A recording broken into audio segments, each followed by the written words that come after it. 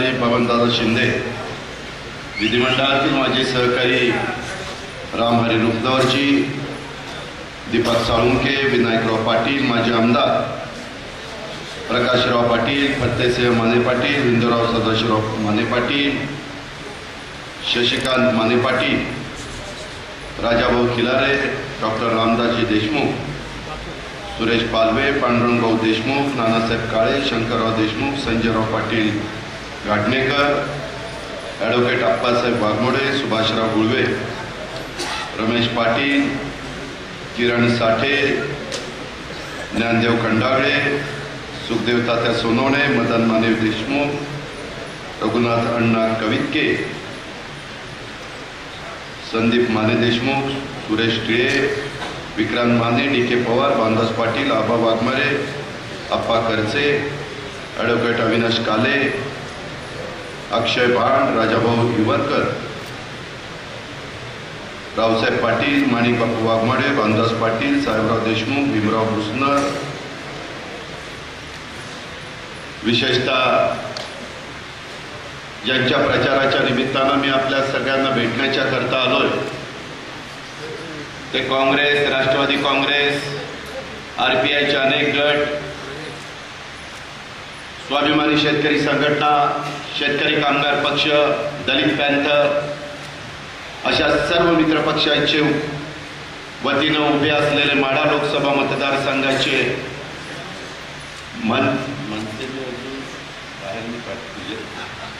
ठीक आहे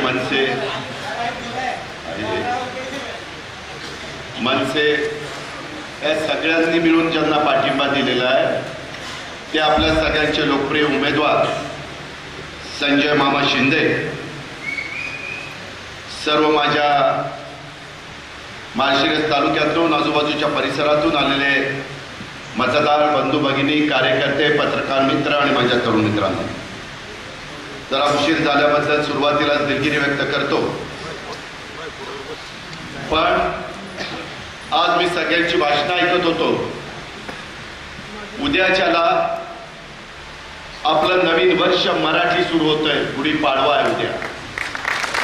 नवीन वर्षाच्या मी आपल्याला सगळ्यांना मनपूर्वक हार्दिक शुभेच्छा देतो आणि या नवीन वर्षात तुम्हाला तुमच्या विचाराचं सरकार केंद्रामध्ये यावं, तुमच्या विचाराचं सरकार राज्यामध्ये यावं आणि तशा पद्धतीचं काम आपण सगळ्यांनी करावं. एक नवी पहाट उद्याच्या नवीन वर्षाच्या निमित्तानं माझ्या माळशिरस आणि या सगळ्या परिसरामध्ये त्या ठिकाणी उदयाला यावी हीच आपल्याला सगळ्यांना हार्दिक शुभेच्छा देतो. अशा प्रकारची अपेक्षा व्यक्त करतो. मित्रांनो, निवडणुका येत असतात, निवडणुका जात असतात, अनेक प्रकारच्या निवडणुका आम्ही कार्यकर्त्यांनी पाहिलेल्या. त्याच्यामध्ये कुठं समोरचा उमेदवार नेहमी तुल्यबळ समजून आपण निवडणुका लढवल्या पाहिजे. या निवडणुकीच्या पार्श्वभूमीवर सगळी माहिती देण्याचा प्रयत्न आमच्या रामहरी रुपनवर साहेबांनी, बबनदादांनी, दीपकनी, संजयनी सगळ्यांनी मिळून त्या ठिकाणी केला. तुमच्या अनेकांच्या मनात अनेक प्रकारच्या विचार आहेत याची देखील जाणीव मला आहे. गेल्या 50 वर्षामध्ये पवार साहेबांच्या सारखा नेता महाराष्ट्राच्या राजकारणामध्ये काम करताय. दिल्लीमध्ये यशवंतराव चव्हाण साहेबांच्या नंतर खऱ्या अर्थाने एक महत्वाची भूमिका बजावण्याचं काम पवार साहेब त्या ठिकाणी करताय. गेले 5 वर्षाचे सरकार नरेंद्र मोदींच्या रूपाने आलं. त्यांनी आपल्याला जी स्वप्न दाखवली ती कधी फोल होती, ती कधी खोटी होती, त्याच्यातनं आपलं सगळ्यांचं कसं नुकसान झालं याचा अनुभव रोज तुम्ही मी आपण सगळेजण घेतोय. समाजातला एक देखील घटक समाधानी नाही. माझा मागासवर्गीय समाज समाधानी नाहीये. माझ्या धनगर समाजाला आरक्षण देतो म्हणून निव्वळ फसवण्यात आलं. 5 वर्ष रोज आता करू, उद्या करू, परवा करू, काही ना काही खोटं नाटं सांगितलं. त्याचे मी रामहरी रुपनवर साहेब आम्ही सगळेजण साक्षीदार आहोत. माझ्याच बारामतीमध्ये सांगितलं होतं पहिल्या कॅबिनेटला देतो. नवीन निवडणूक आली तरी त्याचा कुठला पत्ता नाही. मराठा समाजाला पण आरक्षणाच्या बाबतीमध्ये त्यांची फसवणूक केली. माझ्या मुस्लिम समाजाला आरक्षणाच्या बाबतीत शिक्षणाच्या करता कोर्टाने मान्यता दिली तरी दिलं नाही. माझा लिंगायत समाज त्याच्याही बद्दल आमची एवढीच अपेक्षा होती. आजपर्यंत ज्यांना 52% आरक्षण मिळालेलं आहे त्या 52% आरक्षणाला धक्का न लावता तुम्ही त्या ठिकाणी विचार करा. परंतु तसा विचार नाही या लोकांनी केला, कारण यांना फक्त सत्ता पाहिजे होती. स्वतः नितीन गडकरी साहेबांनी सांगितलं की 15 वर्ष 10 वर्ष आमच्याकडे सरकार नव्हतं, आम्हाला वाटत होतं आमचं सरकार येणार नाही, म्हणून कुणी काही मागणी केली की आम्ही म्हणायचं करू, आम्ही सत्तेवर आल्यानंतर देऊ. परंतु खरंच आता सत्तेवर आलो, आता कसं त्यांच्या समोर जायचं, आमची आम्हालाच लाज वाटते. हे माझे वक्तव्य नाही, ते नितीन गडकरी साहेबांचे वक्तव्य.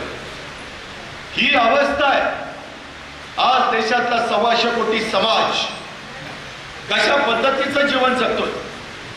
आम्ही सगळे म्हणत होतो नोटाबंदी करू नका, काय साध्य झालं? अहो, गरिबाच्या घरातला पैसा गेला आणि मोठी लोक श्रीमंत झाली. नोटाबंदीनं फायदा कुणाचा झाला? बाजारपेठा ओस पडल्या, दुकानदारी चालत नाही, गरिबाकडे पैसा राहिला नाही, बँका दारामध्ये उभं करत नाही. ही अवस्था यांनी केली, त्याला उत्तर देऊ शकत नाही. शेतकऱ्यांना आधारभूत किंमत देतो म्हणून सांगितलं, कुठल्या पिकाला तुमच्या माझ्या आधारभूत किंमत दिली? काय टोमॅटोची अवस्था, कांद्याची अवस्था, बटाट्याची अवस्था, भाजीपाल्याची अवस्था, फळांची अवस्था. आता येताना मी बघत होतो माझ्या डाळिंबाच्या शेतकऱ्यांच्या बागा जळतायत गेल्या रोगाने. इतर जर कृषी मंत्री आदरणीय पवारसाहेब असते तर शेतकऱ्याच्या बांधावर गेले असते आणि त्याला मदत केली असती, त्याला पुन्हा उभं केलं असतं. परंतु शेतकऱ्यांच्या प्रश्नाची जाण नसणारे नेते जर राज्यकर्ते झाल्यानंतर शेतकरी कसा उद्ध्वस्त होतो. आता मी आणि अशोक घोगरे आता इंदापूरमध्ये आलो, दत्तामामा भरणे माझ्या बरोबर होते, अप्पासाहेब जगदाळे होते. परंतु नंतर ते तिथं थांबले. कर्जाला कंटाळून माझ्या इंदापूर तालुक्यातल्या लाकेवाडी गावच्या हद्दीतल्या शेतकऱ्यांनी घरात गळफास काल घेतला. आज त्याच्या पत्नीला, त्याच्या वडिलांना, त्याच्या भावाला, त्याच्या मुलाला, त्याच्या मुलीला मी भेटून आलो. काय सांगितलं वडिलांनी? ज्यांनी आत्महत्या केली त्याचं नाव, त्या बाबतीतले सतीश बाळासाहेब खाडे, वय वर्ष 45. माळशिरसकरांनो, गेल्या 5 वर्षामध्ये हे नाकारतं सरकार, शेतकरी विरोधी सरकार सत्तेवर आल्यापासून 15,000 पेक्षा जास्त शेतकऱ्यांनी तुमच्या माझ्या महाराष्ट्रामध्ये आत्महत्या केल्या. देशाचा आकडा तर कुठं जातोय. काहींचा अंदाज आहे पाऊण लाखापर्यंत. पाऊण लाख विधवा झाल्या, त्यांचं कुंकू पुसलं गेलं. नरेंद्र मोदी साहेबांनी याचं उत्तर द्यायला नको.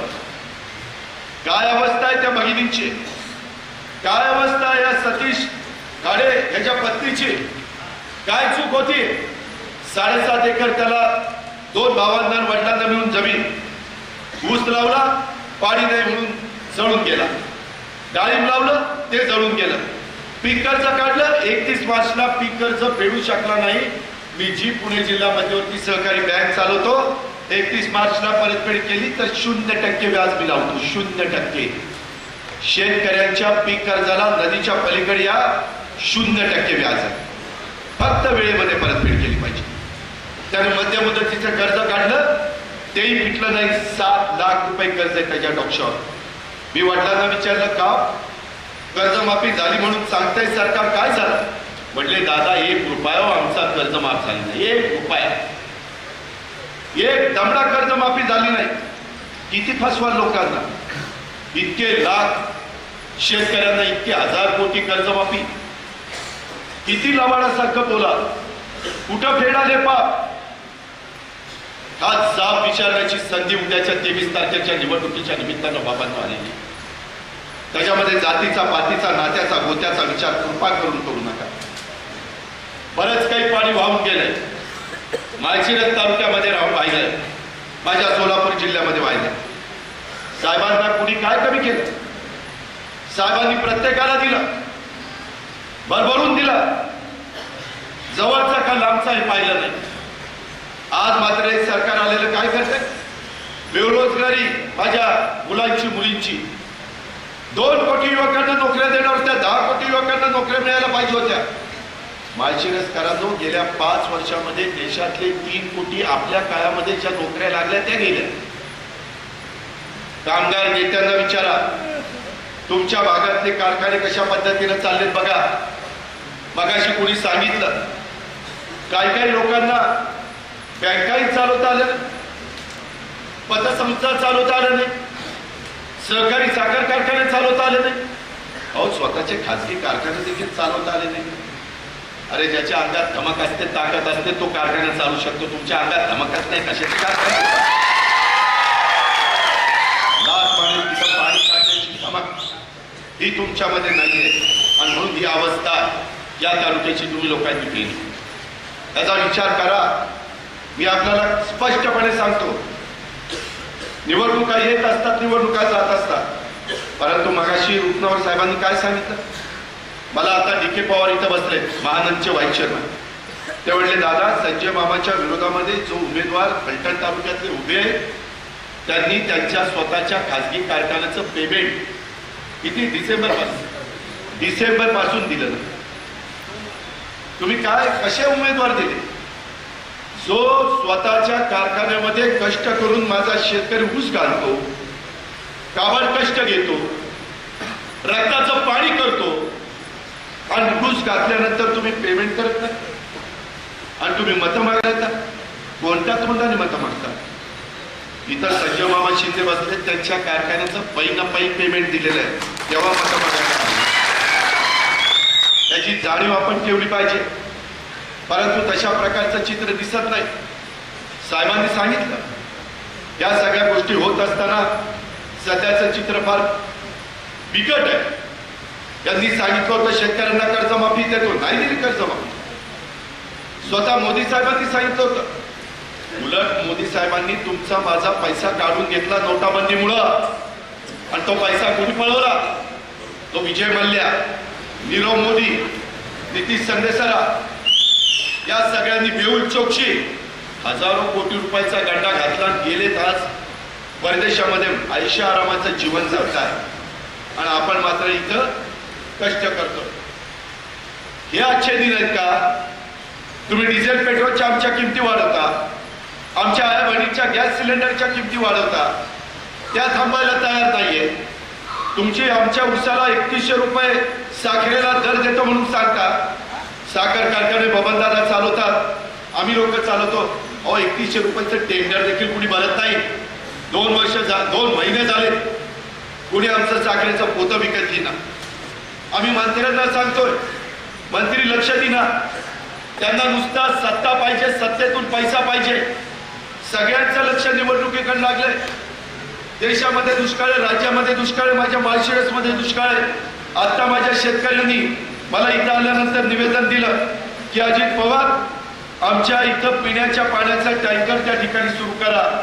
समस्त शिंगोर्णी तालुका माळशिरस या भागातले लोक पाणी मागतात आणि ही लोक मतं मागतायत. अरे कुठल्या तोंडाने मतं मागताय? मागच्या काळामध्ये अशाच एका निवडणुकीमध्ये गारपीट झाली. शरदराव पवार बीडमध्ये होते, सभा चाललेली होती. असंच एकदम वारं आलं, वादळ आलं, गारपीट झाली. साहेबांनी तिथल्या तिथं सांगितलं सगळा प्रचार बांध. साहेब बांधावर गेले, शेतकऱ्याच्या अडीअडचणी समजून घेतल्या, दिल्लीला गेले, दिल्लीतनं पैसे मंजूर केले, शेतकऱ्याला पैसे त्या ठिकाणी दिले. अरे शेतकरी मोडला तर राज्य मोडेल, त्याची जाणीव नेत्याला असायला लागते.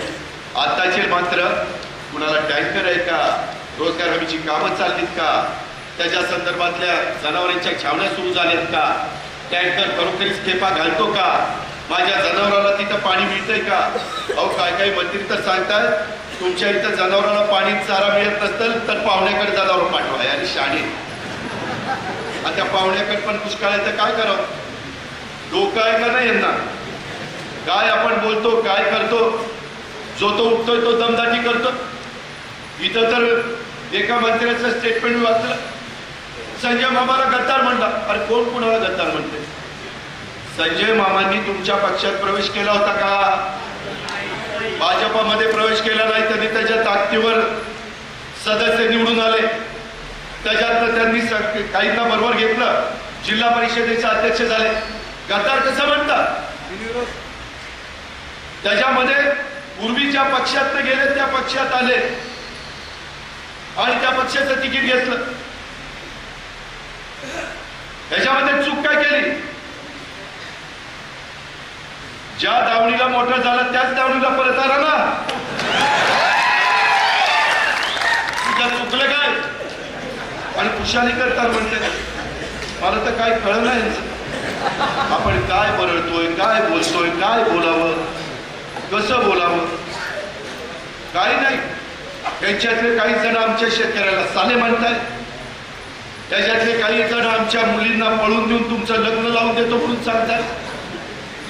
काही जण म्हणतात नरेंद्र मोदी विष्णूचा 11वा अवतार आहे. काय वाटतंय ते म्हणतात. मध्ये तरी एकाने जातच काढली. कुणाची? मारुती रायाची. आपण शनिवारी दर्शनाला जातो हनुमानाच्या आणि म्हणतात हनुमानाची जात कोणती? अरे याच्या पाठीमागे जाती जातीमध्ये धर्मामध्ये तेढ निर्माण करून स्वतःची राजकीय पोळी बाजून घेतली. अशा प्रकारचे तुम्ही जातीवादी लोक. शाहू फुले आंबेडकरांचा विचार तुम्हाला मान्य नाही. आमच्या डॉक्टर बाबासाहेब आंबेडकरांचं संविधान बदलण्याची भाषा तुम्ही करताय. घटना आणि कायद्यामध्ये काही बदल करण्याची भाषा तुम्ही करताय. आमचं संविधान चालताय आणि तुम्ही अशा पद्धतीच्या गप्पा मारताय. त्याचा विचार माझ्या माळशिरसकरांनी त्या ठिकाणी केला पाहिजे. मित्रांनो, ज्यांना भरभरून दिलं तेच त्या ठिकाणी पाय धरायला तयार नाही. त्याच्यात साहेबांची चूक काय? त्याच्या संदर्भामध्ये जर नवीन चेहरे दिले तर बिघडलं कुठं? आपण आपला प्रपंच चालवत असताना 25-50 वर्षांनी नवी पिढी पुढे येते, जुनी पिढी बाजूला जाते, नवीन लोकांना आपण संधी देतो. त्या पद्धतीचा विचार त्या ठिकाणी झाला. त्याच्यामध्ये काँग्रेसनी केला, राष्ट्रवादीने केला, आमच्या राजू शेट्टींनी केला, तिकडे हितेंद्र ठाकूरनी केला, तिकडे आमच्या रवी राणांनी केला. शेतकरी कामगार पक्ष आणि इतर मित्र पक्षांनी बाहेरला पाठिंबा दिला, कारण मतांची विभागणी होऊ नये. माळशिरसकरांनो, हे सगळं जे काही पाप आहे हे कधी नव्हे ते तुमचा माझा पश्चिम महाराष्ट्राचा भाग सदन शेतकऱ्याचा, परंतु तुमच्या नदीच्या पलीकडच आज आपला सतीश खाडे पाडव्याच्या 2 दिवस आधी आपल्याला सगळ्यांना सोडून गेले. तरी देखील तिथं कुणी भेटायला जात नाही. तरी त्यांच्या अडीअडचणी समजून घ्यायला कुणी जात नाही. आज माझा बेरोजगार तर एवढा वैतागून गेलेला आहे. इतके लाख नोकऱ्या केंद्र सरकार आणि राज्य सरकारमध्ये रिक्त आहे. युपीएचा सरकार आल्यानंतर 22 लाख पहिल्या नोकऱ्या केंद्रातल्या राज्यातल्या त्या ठिकाणी भरल्या जातील अशा प्रकारचा शब्द आपण दिले. इथून पुढच्या काळामध्ये युपीएचं सरकार आलं तर शेतकऱ्यांचा करता स्वतंत्र अर्थसंकल्प हा त्या ठिकाणी मांडण्यात येणार. त्याचा निश्चितपणे माझ्या शेतकऱ्याला फायदा होईल. ज्यांनी मध्ये 5 राज्यांच्या निवडणुका हरले आणि शेतकऱ्याला एखादा तुकडा फेकावा अशा पद्धतीनं 500 रुपये महिना, 5 जणांचं कुटुंब असेल तर 3.5 रुपये रोज ही आपली चेष्टा केली. काय 3.5 रुपयामध्ये चहा तरी येतो का? तुम्ही आमची चेष्टा करताय. आणि मी बबनदादा आमचे रूपनवर साहेब ज्या विधिमंडळाचे सदस्य तिथं आणीबाणीच्या काळामध्ये जे जेलमध्ये गेले ना, त्यांना 10,000 रुपये महिना पेन्शन सुरू केले. 10,000 रुपये, 350 रुपये रोज ऑर्डर निघाली रूपनवर साहेब. म्हणजे माझ्या शेतकऱ्याला 3.5 रुपये रोज. आणि त्या आणीबाणीच्या काळामध्ये जे जेलमध्ये गेले होते त्यांना 350 रुपये रोज. हा कुठला न्याय आहे तुमचा? मध्ये तर उत्तर प्रदेशच्या मुख्यमंत्र्यांनी सांगितलं जे त्या ठिकाणी भगवे कपडे घालून साधू लोक फिरत असतात त्यांना 5,000 रुपये महिना द्यायचा म्हणले. का? माझी शेतकऱ्यांची मुलं मला भेटली, म्हणले दादा आता मी ठरवलंय. म्हणजे काय झालं? म्हणजे आम्हाला 500 रुपये महिना म्हणजे 3.5 रुपये रोज. तिथं राहू भगवे कपडे घातले तर 5,000 रुपये रोज आहे. आता ही ड्रेसच आणून ठेवतो भगव्या कपड्याचा. ही अवस्था आहे राव. तुम्ही कुणाला कशी वागणूक देताय? कुणाला 10,000 रुपये, कुणाला 5,000 रुपये, आणि माझा लाखाचा पोशिंदा त्याला 3.5 रुपये रोज. त्याच्याकरता युपीए सरकारने सांगितलंय गरीब माणसाला, गरीब त्याला 6,000 रुपये महिना, म्हणजे 72,000 रुपये वर्षाला. त्याच्या संदर्भामध्ये शिक्षणाच्या करता आज तुमच्या माझ्या मुलांच्या शिक्षणाची शिष्यवृत्ती मिळत नाही, त्यांना शिक्षण मिळत नाही. मला आता अशोक घोगरे येताना सांगत होते कोणतरी कोर्टात गेले, कोर्टात ना ऑर्डर आणली आणि शिक्षक भरले. मी ज्या रयत शिक्षण संस्थेमध्ये काम करतो 2,500 शिक्षक कमी आहेत. अशा वेगवेगळ्या संस्था किती मुलांना नोकऱ्या मिळतील, परंतु नाही नोकऱ्या दिल्या जात. हे भाजप शिवसेनेचं काम चाललंय आणि त्याकरता शिक्षणावर GDP 6% खर्च त्या ठिकाणी करण्याचा निर्णय घेण्यात आलेला. इथून पुढं तुम्ही संजय मामाला निवडून दिलं, सुशीलकुमार शिंदे साहेबांना निवडून दिलं, तिकडे सुप्रिया सुळेंना पलीकडे निवडून दिलं, तिकडे छत्रपती उदयनराजेंना निवडून दिलं, तिकडे धनंजय महाडिकला निवडून दिलं. हे सगळे आमच्या राजू शेट्टींना, विशाल पाटलांना, या सगळे चांद्यापासून बांध्यापर्यंत तुम्ही निवडून दिले, तर आपलं युपीएचं सरकार येईल. युपीएचं सरकार आल्यानंतर काय होणार आहे? कारखाना सुरू करण्याच्या करता तरुणाला कुठल्याही प्रकारची व्यवसाय सुरू करायला परवानगी लागणार नाही. 3 वर्ष कुठली न परवानगी घेतल्या तिथे कारखाना सुरू करायचा, फक्त धंदा 1 नंबरचा करायचा, त्याच्यामध्ये पोट नसली पाहिजे आणि 3 वर्ष तुम्हाला कुणी काही त्रास देणार नाही. त्याच्यानंतर परवानग्या. आता काय झालं, या परवानग्या मागता मागता ती तरुण बेटाकुटीला येतो, ती म्हणतो नकोच मला व्यवसायच करायचा नाही. ही अवस्था आहे आणि त्याकरता 3 वर्ष तरुणांना कोणत्याही प्रकारची परवानगी त्या ठिकाणी लागणार नाही. ही आपण उद्याच्या काळामध्ये व्यवस्था करणार. त्याकरता संजय मामा तिथे निवडून गेला पाहिजे, त्याकरता पंजा, त्याकरता घड्याळ, त्याकरता बॅट, अशा प्रकारच्या गुन्हा आपण सगळ्यांनी निवडून दिल्या पाहिजे. इथं फक्त घड्याळच आहे, पंजा शोधत बसू नका, नाहीतर मला दादा म्हणला पंजा बॅट आणि घड्याळ. घड्याळ तर दिसते पण बॅट कुठं दिसणार, पंजा दिसणार. बॅट दिसणारे सांगली लोकसभा आणि हातकणंगले लोकसभा, पंजा दिसणारे सोलापूर लोकसभा आणि माळा आपलं घड्याळ. ही व्यवस्था त्या ठिकाणी करा. जे उमेदवार संजय मामाच्या विरोधात दिले ना, मला सगळं त्यांचे कुंडली माहिती. त्यांनी दुधामध्ये काय चालवलेलं आहे,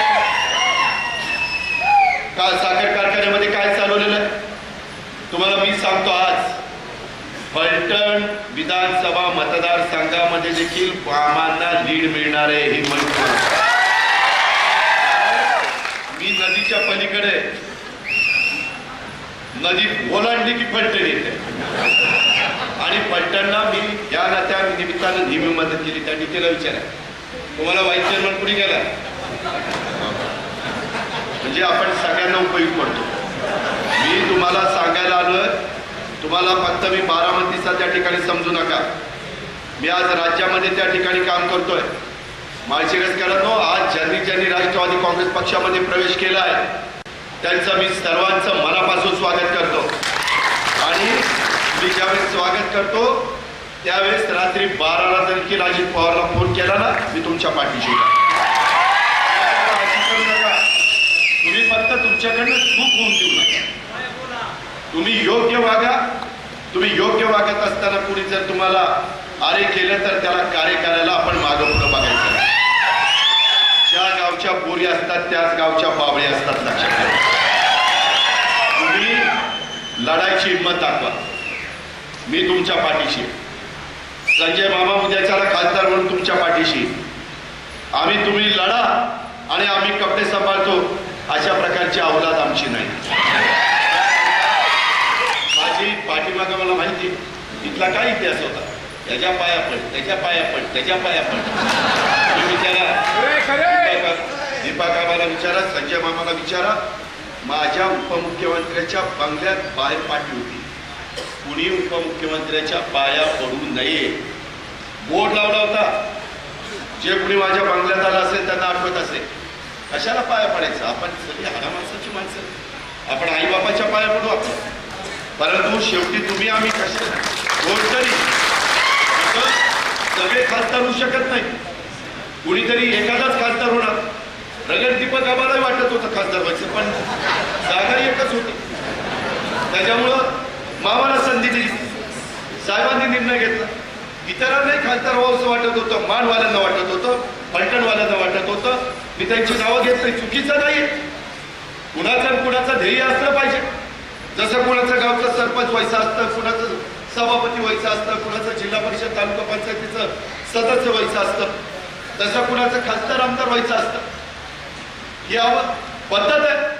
आणि काहीतरी ध्येय असल्याशिवाय जगायचं कशा करतात? शेरी मेंढी पण जगते, त्याला काय अर्थ आहे? शेवटी काहीतरी एक आपल्यामध्ये जिद्द असली पाहिजे.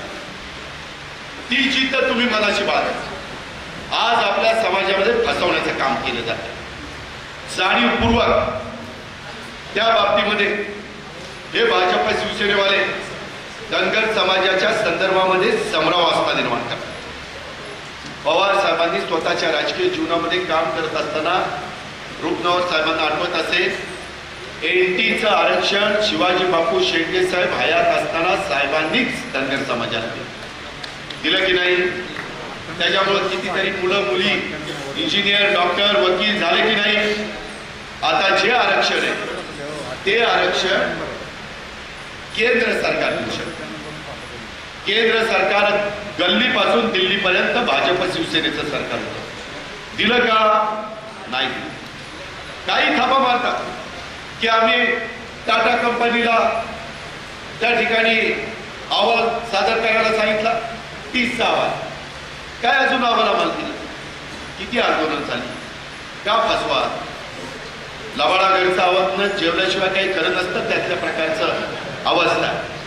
मित्रांनो, या तालुक्यामध्ये तर निव्वळ आता काही जण सांगतात कशा करता तिकडे गेलो, म्हणले भीमा कृष्णा स्थिरीकरणाकरता तिकडे गेलो. आता भीमा कृष्णा स्थिरीकरणाच्या बद्दल मला माहिती नाही का? आम्ही काय अभ्यास केला नाही का? अशाच पद्धतीने एकदा प्रस्ताव आणला होता. म्हणजे अजित पवार त्या उजनी धरणात एवढा गाळ आहे, नाही वाळू आहे, म्हणले काय 1000 कोटीची वाळू, म्हणले ती काढली की सगळंच होते. असले काहीतरी जे व्यवहारिक गोष्टी नसतात, कारण आता पर्यावरण आहे, त्यांच्या संदर्भातल्या त्यांच्या काही बंधन आहे, सुप्रीम कोर्ट आहे, हायकोर्ट आहे. काहीतरी लोकांची दिशाभूल करायची, काहीतरी चुकीचं सांगायचं.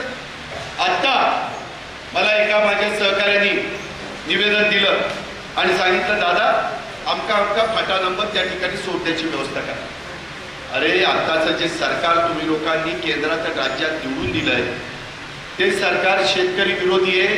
तुमचं माझं उजनी धरण 100% भरलं होतं, फार मायनस करून टाकलं. मायनस 0% नाही, शून्याच्या खाली 22% गेले. त्याला वजा 22% पाणी म्हणतात. म्हणजे पुढं पाऊस पडल्यावर 22% पाणी आल्यावर 0% होणार आणि भरणार. ही अवस्था. काही मंत्र्यांचं लक्ष नाही. आपल्या निरा डावा काढवा, निरा उजवा काढवा, काय नियोजन? वर माझा निरा जाऊ देवघर आहे, बाडगर आहे, वीर आहे, गुंजवणी आहे, काय नियोजन आहे? का करत नाही? त्यांना त्याच्यामध्ये इंटरेस्टच नाहीये. त्याला फक्त माणसं फोडा. मला तर आता सांगितलं, आजच्या अजित पवार आणि तुमच्या सगळ्यांच्या सभेला तुम्ही जाऊ नये म्हणून फोन कार्यकर्त्यांनी, नेत्यांनी मला रात्री 12-12, 1-1 वाजता फोन आलेले दाखवले. आणि आता तुम्हाला ज्यावेळेस कळायला लागलं की तुम्हाला 12 वाजता रात्रीचा कार्यकर्ता आठवायला लागला आणि दुपारी 12ला देखील तुम्हाला सत्ता असताना कार्यकर्ता आठवला नाही, आता मात्र रात्री आठवतो. एकच काय जमलं? हे ओळखा. याच्या संदर्भामध्ये आता आपल्याला कुठल्याही परिस्थितीमध्ये बदल करायचा.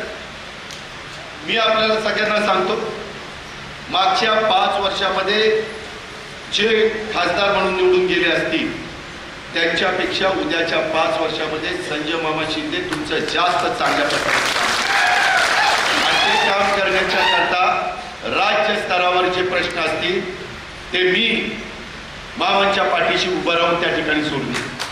जे केंद्राचे प्रश्न असतील तिथं सुप्रिया असेल, तिथं संजय मामा असतील, तिथं राज्यसभेचे सदस्य नात्याने पवार साहेब असतील.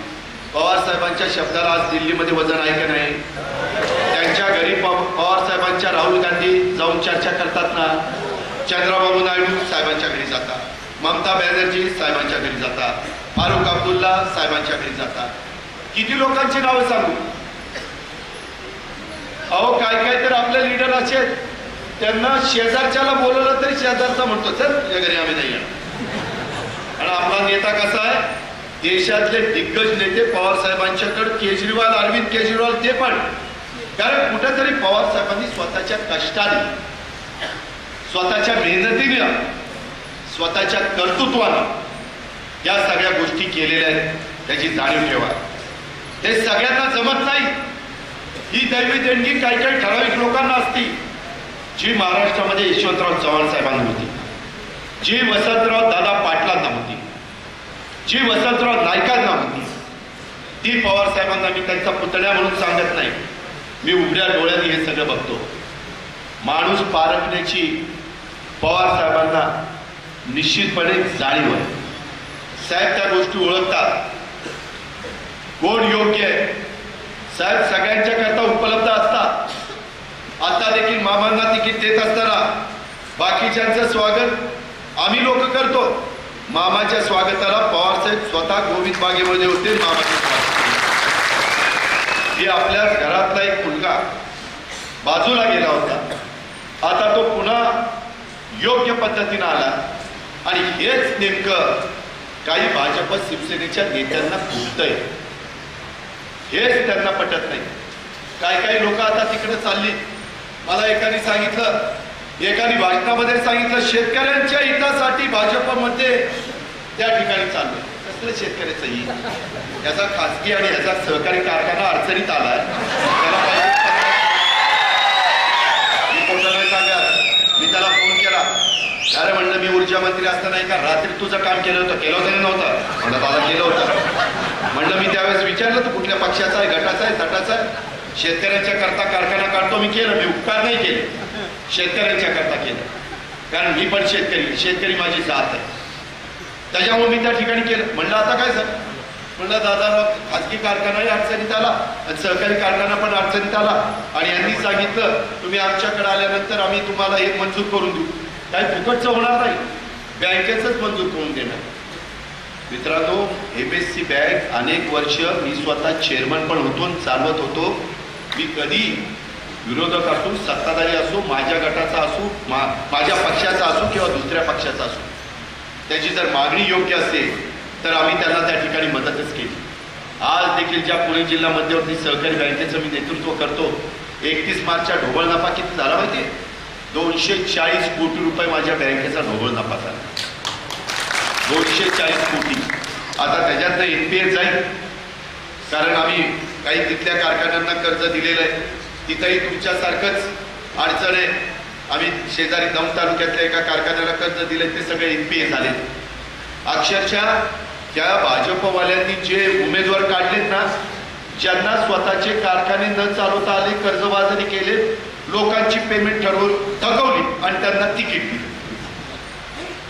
ज्यांना स्वतःचे कारखाने चालवता येत नाही, माझं स्वतःचं मत आहे, माळशिरस करणं पटो किंवा न पटो, ज्याला स्वतःचा धंदा स्वच्छ आणि चांगला नीटनेटका करता येतो, तोच गावचं राजकारण करू शकतो, तो गावचं राजकारण व्यवस्थित करू शकतो, तोच तालुक्याचं राजकारण करू शकतो, जिल्ह्याचं राज्याचं करू शकतो. यांच्यामध्ये 5 वर्षे सरकारमध्ये होते, त्यांना स्वतःचे उमेदवार सापडणार, इकडनं त्याला बोलवतायत, तिकडनं त्याला बोलवतायत. मी पण बघत होतो की साहेबांनी ज्यावेळेस संजय मामा शिंदेची माढा लोकसभा मतदारसंघातली उमेदवारी जाहीर केली, त्यावेळेस कोण उभा राहतो? आधी सगळे म्हणले आम्ही चाललो, आम्हाला वाटलं आता त्यांना तिकीटच मिळते. म्हणलं आता जाहीर होईल, मग जाहीर होईल. काही लोक तर नुसती टोप घालून गेले, तिथं बसलं, काहीच जाहीर झालं. गोंडच होती, पण काय त्याचा उपयोग नाही झाला. आम्ही मात्र त्या ठिकाणी अनेक प्रकारची पद्धती, 1 रुपया खर्च न करता देखील काहींना राज्यसभा दिली की नाही? काही नाही. राज्यसभा दिली, आमदारकी दिली, सगळ्या ज्या गोष्टी कराव्या लागतात त्या केल्या. परंतु आता निव्वळ काही जण, मी मगाशीच एकाचं सांगितलं, काही जण आपल्या पतसंस्थेमध्ये केलेला खेळ खंडोबा, ते का आम्ही केला का? तुम्ही पतसंस्था काढली, तुम्ही पैसे वाटले, आणि आता त्या मुलीच्या लग्नाचे पैसे ठेवले तेच तुम्ही दिना, शिक्षणाच्या करता पैसे ठेवले तेच तुम्ही दिना. तुम्ही किती लोकांना रस्त्यावर आणलं, तुम्ही किती कारखान्याचं पेमेंट केलं नाही, तुम्ही किती लोकांची आज दैनीय अवस्था केली, त्याच्याबद्दलचं उत्तर जनतेला दिलं पाहिजे ना.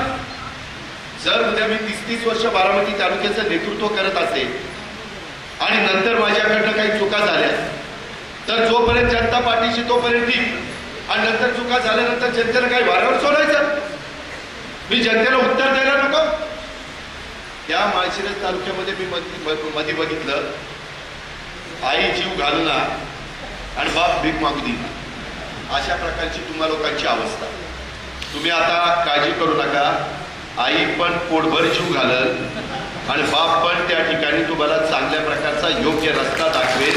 हा अजित पवार, त्याच्यामध्ये कुठला देखील आम्ही कसुबर कमी पडणार नाही. आज काहीतरी संजय मामाच्या सभेच्या करता येऊन काही सांगायचं ह्या करता मी आलो नाही.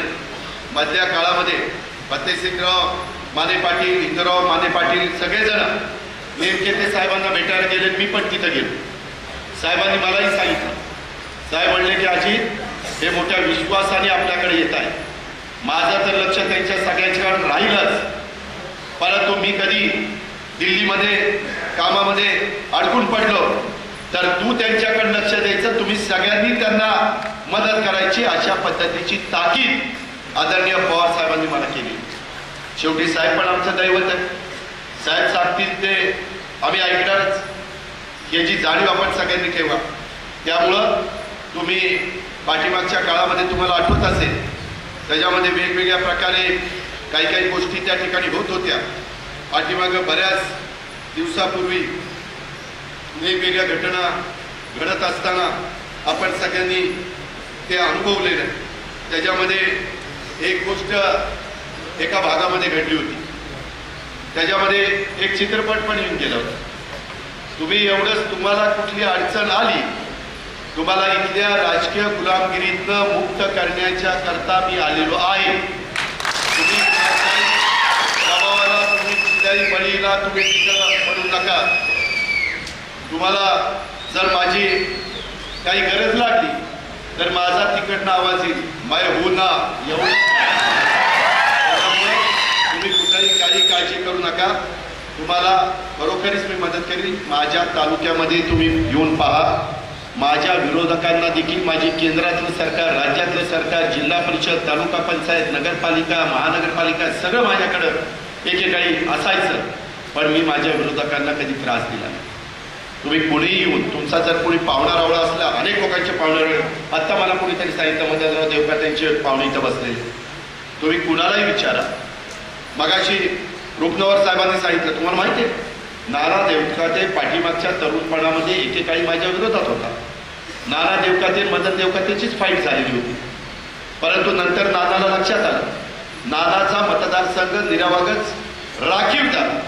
मी माझ्या जिराज भागामध्ये वडगाव, निंबाळकर, मोरगाव मतदारसंघात नानाला नेलं, तिथं नानाला उभं केलं, तिथं निवडून आणलं आणि जिल्हा परिषदेचा अध्यक्ष केलं. मी माझ्या तालुक्यामध्ये योगिता कोकरे म्हणून एक माझी मुलगी, कोकऱ्यांची मुलगी होती, तिला तरुण होती, इंग्रजी चांगलं होतं, पहिली जिल्हा परिषदेची अध्यक्ष म्हणून त्या ठिकाणी योगिता कोकरेला पुणे जिल्ह्याच्या इतिहासामध्ये नोंद झालेली आहे. आम्ही कधी आज विजयराव मोरे तुमच्या विरोधात उमेदवार त्या फॉर्म काढला, विजयराव मोरे जे आत्ता वंचित आघाडीचे आहेत, त्यांना खाजगीच विचारा की मोरे साहेब तुम्हाला आमदार कुणी केलं? शरदराव पवार मुख्यमंत्री असताना रुपनवर साहेब विजयराव मोरेंना आमदार केले. तेच विजयराव मोरे पवार साहेबांच्या जनता पक्षाच्या लाटेमध्ये विरोधी उभे होते. 72ला झोपडी कोण होती, झोपडी विरोधी होते. साहेब कधी तशा पद्धतीनं आकस मनामध्ये ठेवत नाही. मी का सांगतो, तशा प्रकारच्या घटना दुर्दैवाने माझ्या माळशिरस तालुक्यामध्ये घडत नव्हत्या. प्रत्येकाला कुठंतरी दूध संस्था आपल्या हातात आहे, दूध संघाच्या माध्यमातून वागवायचं, बँकेच्या माध्यमातून वागवायचं, त्याच्यावर बोजा टाकायचा, बोजा टाकल्यानंतर त्याला बिंद करायचं आणि मग तो इकडं तिकडं हल्ला की तुझी वसुली करू. तुझा अमकं करू, तुझा सातबारा आमच्या हातात, असल्या सगळ्या गोष्टी झाल्या आणि त्याच्यामुळं तुम्ही दबून राजकारण केलं. तुम्ही त्या ठिकाणी प्रेशर खाली राजकारण केलं. आता असं करायचं कारण नाही. लोकशाही आहे. आपल्याला बाबासाहेब आंबेडकरांनी मताचा अधिकार दिलेला आहे. घटनेचे शिल्पकार उद्याच्या 14 तारखेलाच त्यांची जयंती आहे. उत्साहाने आपण सगळेजण साजरी करणार. पण हे सगळं करत असताना आता कुणाची भीती मनामध्ये अजिबात त्या ठिकाणी बाळगू नका. परत मी सांगतो, तुमच्याकडनं काही चूक होऊन देऊ नका. तुम्ही वेडवाकडं कुठं वागू नका. तुम्हाला इथं बाकीचा सगळा आधार देण्याचं काम हे आम्हा लोकांच्याकडनं निश्चितपणे केलं जाईल. तुम्ही बघा ना, आता 125 कोटी जनतेची लोकसभेची निवडणूक आहे. लोकसभेच्या निवडणुकीमध्ये देशाचे पंतप्रधान वर्ध्यामध्ये येतात, जिथं विनोबा भावेंचं वास्तव्य होतं, आचार्य विनोबा भावेंचं, महात्मा गांधींचं वास्तव्य होतं. पहिल्या सभेमध्ये काय करतात? कुठल्या तरी एका पवार कुटुंबाबद्दल बोलतात. देशाचा पंतप्रधान एका कुटुंबाबद्दल बोलू शकतो का? तुम्ही सांगा ना की मी 5 वर्षात किती हजार नोकऱ्या दिल्या, किती कोटी नोकऱ्या दिल्या, किती लोकांना योग्य दिशेने मी पुढे नेलं, देशाला काय दिलं, काळा पैसा आणला का, याच्याबद्दल महागाई कमी केली का, शेतकऱ्यांना न्याय दिला का, याच्याबद्दल तर मोदी साहेब बोलायला तयार नाही. माझी पण आठवण आली, माझंच काहीतरी काढत बसलं. अरे एखादं बोलत असताना ती चूक होती, ती राजकीय जीवनातली माझी सगळ्यात मोठी चूक होती. मी माफी मागितली, मी प्रायश्चित्त घेतलं, मी त्याच्या संदर्भातला आतून क्लेश केला. चव्हाण साहेबांच्या त्या पुतळ्या समाधीच्या समोर बसलो आणि ते 6 वर्षापूर्वीचं काढत बसलो. ते एक गोळीबार झाला होता ते काढ, मी तर चॅलेंज केलेलं. त्या गोळीबार आता सगळी सत्ता त्यांची. ती गोळीबाराच्या संदर्भातली काही जर सूचना माझी असेल तर ते सिद्ध झालं तर मी राजकारणात निवृत्त होईल, आता तुम्हाला सांगतो. पण खोटच कुणाची पावती कुणाच्याही नावाने फाडायला लागत. किती देश, किती नुकसान बदनामी करा. आणि देशाच्या पंतप्रधानांनी तुम्ही मनमोहन सिंगांचं भाषण, इंदिरा गांधींचं भाषण, VP सिंगचं भाषण, अटल बिहारी वाजपेयींचं भाषण, अनेकांची भाषण ऐकली. पंतप्रधान काय अशा पद्धतीचं भाषण करतात का? हे काय चाललंय याचा कुठेतरी विचार आपण सगळ्यांनी या निवडणुकीच्या निमित्तानं त्या ठिकाणी केला पाहिजे. शेतकऱ्यांच्या वाढलेल्या आत्महत्या याच्याबद्दलच उत्तर देत नाही. स्वामीनाथन आयोग कधी लागू करणार ते तुम्ही सांगत नाही. कामगार कायद्यामध्ये जे अनिष्ट अशा प्रकारचे बदल हे तुम्ही करताय त्याच्याबद्दलची तुम्ही चर्चा करत नाही. मागासवर्गीयांच्या बढतीवर, आरक्षणावर तुम्ही चर्चा करत नाही. महिलांच्या आरक्षणावर तुम्ही बोलत नाही. बेरोजगारांची प्रचंड वाढलेली त्या ठिकाणी अवस्था, ही बेकारी, त्याकरता तुम्ही कमी करण्याच्या करता चर्चा करत नाही. माझ्या मागासवर्गीय विद्यार्थ्यांच्या शिष्यवृत्तीवर तुम्ही चर्चा करत नाही. माझ्या मुस्लिम समाजाच्या दारिद्र्यावर सज्जन अहवाल जो आलेला समितीचा त्याबद्दल तुम्ही चर्चा करत नाही. नोटाबंदी लादली, त्यांना बंदी आली, त्याच्यामध्ये काही जण मृत्युमुखी पडले, त्याच्यावर तुम्ही चर्चा करत नाही. या पद्धतीची अवस्था आज देशातली झालेली आहे. मी तुम्हाला पुन्हा सांगतो, हे भाजप शिवसेनेवाले लोक मुद्दाम तुमचं लक्ष विचलित होण्याच्या करता वेगळे मुद्दे काढताय. तुमच्या रोजीरोटीचा प्रश्न काढत नाहीये, तुमच्या शेतीवाडीचा प्रश्न काढत नाहीये, तुमच्या आरक्षणाच्या बद्दल बोलत नाहीये, तुमच्या सुखदुःखाच्या बद्दल काही सांगत नाहीये. उद्या पण असंच 23 तारखेपर्यंत होईल. कृपा करून ते काहीतरी तिसरेच आरोप करतील आणि आपल्याला त्या आरोपाला उत्तर देण्याच्या करता आपल्याला भाग पाडतील आणि मग महत्वाचे मुद्दे बाजूला राहतील. माळशिरसकरांनो, माझी आपल्याला अतिशय हात जोडून विनंती आहे, काही झालं तर संजय मामा आपल्या घरातला आहे.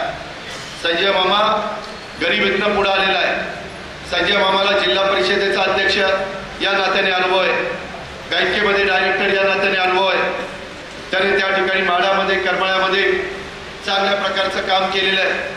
आता करमाळ्यामध्ये आमच्या रश्मी दिदीला पण मोकळं झालंय.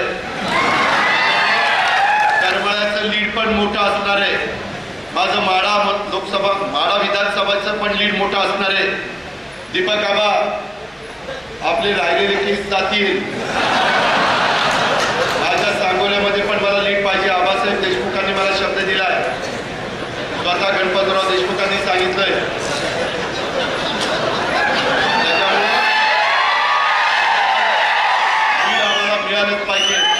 इथं आमचे रुग्णवर साहेब आणि बाकीचे सगळे माझे जीवा भावाचे कार्यकर्ते माने पाटील असतील, इतर सर्व माझे सहकारी असतील, हे सगळेजण माळशिरसमध्ये प्रत्येक बूथवर लक्ष ठेवा. आतापासूनच बूथवर कोण कोण एजंट नेमायचे त्याची तजवीज करा. सकाळी 7 वाजल्यापासून संध्याकाळी 6 पर्यंत मतदान आहे आणि त्याचं नियोजन चांगलं असलं पाहिजे. प्रत्येकाचे तिथं फोटो आहेत. कुठल्याही प्रकारचं चुकीचं मतदान होणार नाही ही खबरदारी घ्या आणि इतरही चांगल्या प्रकारचा लीड मिळाला पाहिजे. तुम्ही मान आणि फलटणची काळजी करू नका. मी तिथं पालकमंत्री म्हणून काम केलेलं आहे. तिथं रामराजे असतील, दीपक चव्हाण असतील, संजूराजे असतील, तिथं आमचे प्रभाकर देशमुख असतील, प्रभाकर घारगे असतील किंवा आमचे पोळ परिवारातले सगळे सहकारी असतील, असे सगळेजण त्या बाबतीमध्ये आपल्याला साथ देणार आहेत. त्याच्यावरती काही अडचण मला वाटत नाही. त्याच्यावर करमाळा, माडा, सांगोला, माळशिरस आणि असणारा आपला भाग एकही विधानसभा मतदारसंघ मामा कुठं कमी आहे असं त्या ठिकाणी राहता कामा नये. माळशिरसकरांनो, आजच्या सभेच्या निमित्तानं मी आपल्याला सगळ्यांना आवाहन करतो. आज अनेक लोकांनी धनगर हटकर समाज संघटनेनी पण आपल्याला पाठिंबा दिलाय. त्यांचे भीमराव भुसनार, त्याच्यामध्ये आमच्या दलित महासंघाने पण आमचे मच्छिंद्र सक्ती आणि राजाभाऊ खिलारांनी पाठिंबा दिलाय.